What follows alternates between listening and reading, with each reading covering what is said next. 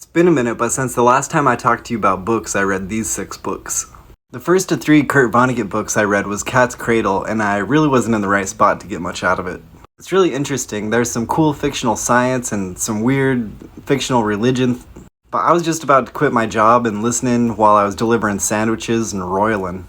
So I wasn't really in the right spot to keep up with such a disjointed book. Then I listened to Slaughterhouse-Five, and this book is really something. It's kind of a war book, but there's aliens and time travel and a lot of mention of death, so it goes. I was more accustomed to Vonnegut's style, but it was still pretty disjointed. I just liked it a lot better. Thenly I read Breakfast of Champions, and it was by far my favorite of the 3. And it was better that I read the other 2 before this one, and I'd recommend you read some of his books before this one too. It's like the craziest, weirdest story ever. Like, even Kurt Vonnegut himself is a character in the novel.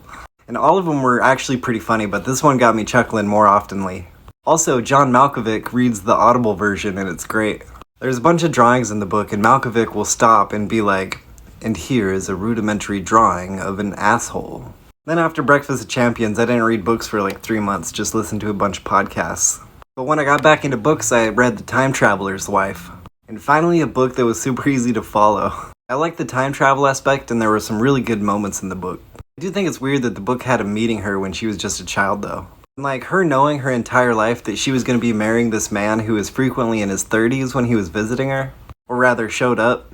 I did like the time travel though. Like, he doesn't pick when he'll go or where or how long, he just shows up somewhere in time completely naked. After that, I read 100 Years of Solitude. This book is super good, but it's a fever dream in its pacing. Everything moves so fast. Like, I probably read the first 3 chapters 6 times a piece to try to keep up with it all. It didn't help that like 70% of the characters have a mixture of the same 3 names. Eventually, I just let it wash over me though, and it was really great. And I could probably only tell you like 3 or 4 things that happened, but it was a fun ride. After that, I read Debt the First 5,000 Years. It's a great nonfiction, and I learned that pretty much everything related to humans is related to debt. Weirdly, I learned a lot about religion here too. Like, I've never really been interested in religion at all of any sort. But yeah, I learned some cool stuff about all sorts of religions. I also really like David Graeber's style. Like, he wasn't afraid to go against the grain on a lot of that shit. Lastly, I just finished reading A Short History of Nearly Everything by Bill Bryson. It's so good. It's like a pure history of science adventure. The only real flaw with it is that it was published in 2003, and shit, a lot of new science has happened in 20 years.